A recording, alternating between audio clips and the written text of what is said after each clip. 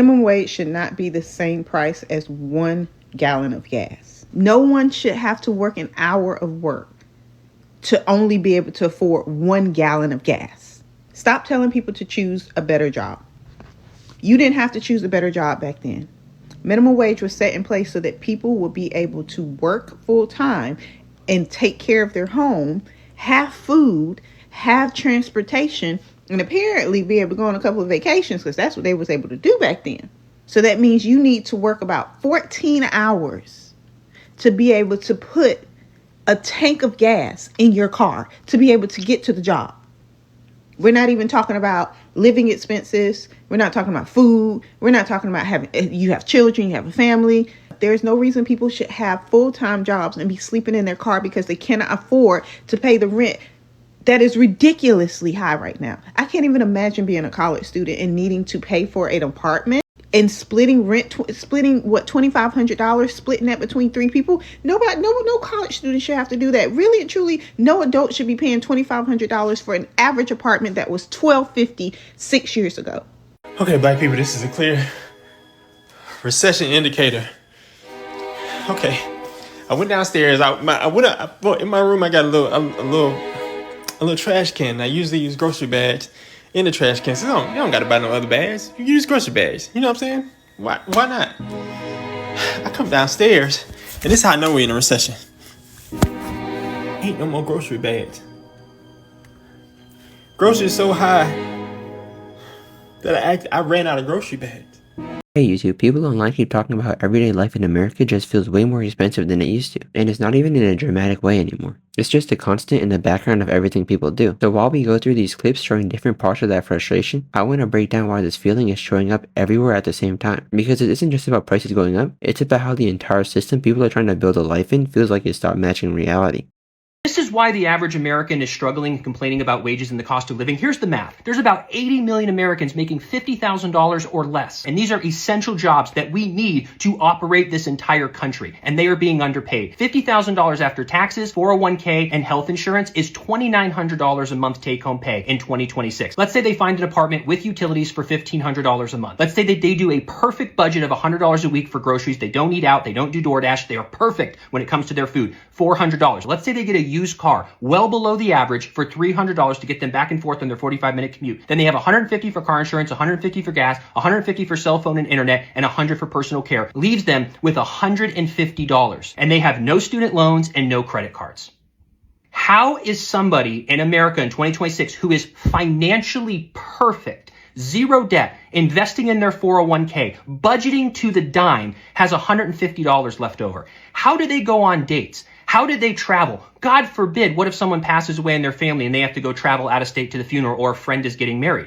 They would have to put that on a credit card. We have built an economy that if you're perfect, you still have to have a second job in order to make progress. And it's so exhausting to hear people just throw out these things. Would you ever think about cutting your expenses? What are you going to cut? This person is perfect. The wages have to go up, or we need to cut taxes on the first $100,000 and allow people to keep their money. Our generation got fucked. Hence the reason I wrote the book, Generation Fucked, How Millennials and Gen Zs were robbed of the American Dream and how we can fix our futures. The pre-orders are now available. Comes out July 14th. You can grab a copy of my profile. I go over so many things that happened over the past 50 years that led to this wealth inequality, from stock buybacks to private equity to the national debt to the cost of living crisis, wages, and solutions for policies and independent things that we can all do to reclaim the American dream and make it work for us. The saddest part of all of this, can't afford to eat, people are losing their jobs, people are losing their health care, people can't afford gas, seniors are getting kicked out of long-term facilities, people are not getting medical treatment that they need, kids are not going to be fed. I mean, literally, people are divorcing left and right. Like, everything is literally collapsing. The White House lawn is destroyed. Destroyed. They didn't finish the wall. Every single project that he's going to build, none of it's going to be finished because it's all just a contract, scam to get money from the government. Literally, like, the man is taking our money and sending it over to Israel and Argentina. Like, he's created all of these businesses. And the saddest part out of all of this stuff, all of this, people are still going to vote Republican. What's interesting is that most people aren't even reacting to the price increases the way they used to. It doesn't feel shocking anymore when groceries are higher or when gas jumps again. It just feels expected. That's kind of the first shift that happened without people really noticing it. Over time, costs of basic things like food, rent, insurance, and transportation didn't spike all at once. They just kept climbing in small steps. And because it was so gradual, people adapted instead of pushing back or adjusting their expectations right away.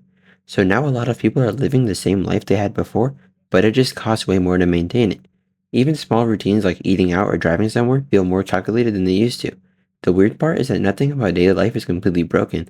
It just feels a lot heavier. And when everything feels slightly heavier, it starts stacking in a way that's hard to ignore. So the new normal isn't really better or worse on the surface, it's just more expensive in every direction.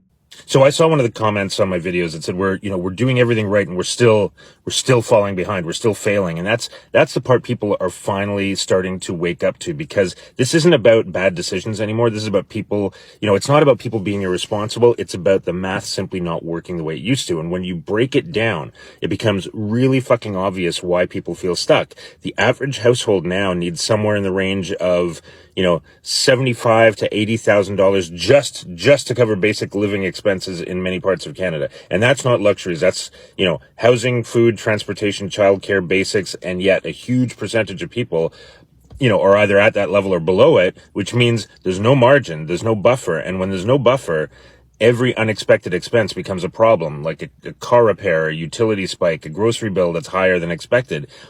And it all adds up. And, at the same time, you have record household debt levels pushing past, $2.5 trillion, which tells you something else. People aren't just cutting back. They're bridging the gap with credit. And that works for a while until it doesn't.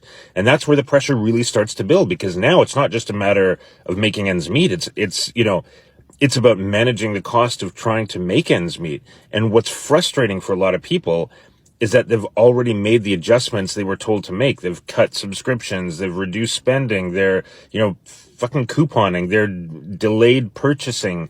They've done everything that falls under the category of being responsible, and it still feels tight. And that's where the disconnect is happening, because the advice people are getting doesn't fucking match the reality they're living in. And when those two things line up, it creates frustration, not because people don't want to take responsibility, but because they feel like they already are and it's still not enough. And that's why you're seeing more conversations around this, more people speaking up, more people saying this doesn't feel right, because it isn't just an individual issue anymore, okay? It's something broader. It's something structural. And you don't have to look very far to see it. You see it in rising rents. You see it in grocery bills that keep creeping up. You see it in people working full-time and still feeling like they're just holding on. And that's not what most people signed up for when they were building their lives, right? They expected a certain degree of stability. If they worked hard, if they put in the effort and they were responsible, they expected that effort would lead to some level of security. And right now that equation feels off. And when that equation feels off, people start questioning everything. Not, in a dramatic way, but in a very practical way. Like, how the fuck do I actually get ahead if this is the baseline now? And that's the question more and more people are asking quietly, consistently, and, with a level of frustration that, quite frankly, is hard to ignore.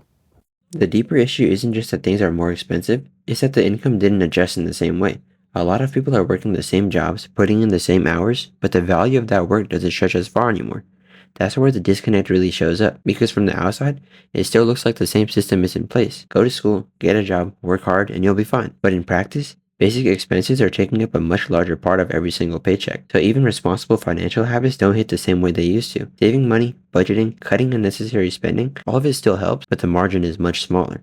And when the margin is much smaller, mistakes feel way more serious than they used to. That's why it feels like people are doing everything right, but still not getting ahead. It's not the effort that changed, it's the equation beneath it. Those women or people who are having kids, I just want you to know that struggling with kids back then, or even in the early 2000s, mid 2000s, versus struggling with kids now is not the same. Okay, It was already bad enough, a single mom with 3 kids or however many kids, struggling to make ends meet, having to work, the older sibling taking care of, you know, the middle and the youngest.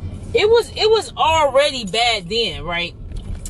But nowadays, that same struggle is like 20x. That same struggle is 30 fucking x, y'all. Like, just be, if you poor, if you ain't got a lot of money, and you having kids, or you decide to have kids, just understand that you struggling with kids today is not the same as when your mom struggled with y'all, or whoever struggled with y'all. It is not the same, y'all. So before you either had the kids, or if you already got the kids, just know you finna struggle 20x, because now it was already bad enough you couldn't afford shit then, but shit didn't cost as much, and shit wasn't as bad as it is now.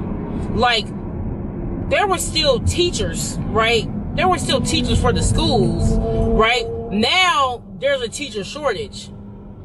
Now kids not really learning anything, right? There was, like, I don't even think motherfuckers got library cards now these days. The biggest long-term shift is how people think about the future before it even happens. Things like moving out, having kids, or buying a home aren't just the goals anymore. They're calculations. People are running the numbers earlier and more seriously than previous generations probably had to. And even when they want those things, the timing keeps getting pushed further and further out. It's not always because people don't want stability. It's because stability feels harder to reach without a lot more preparation. That changes how people plan their 20s and even their early adulthood. Instead of building towards milestones naturally, a lot of decisions get delayed or reevaluated constantly, and over time that shapes expectations for what life is supposed to look like in general. The idea of normal adulthood starts to shift from progress to maintenance, so the real impact isn't just financial stress in the present, it's how it quietly reshapes the entire future people imagine for themselves. If you guys enjoyed the video, let me know down in the comments. Make sure to like and subscribe. Hope you guys have a great day. See you guys in the next one. Peace out.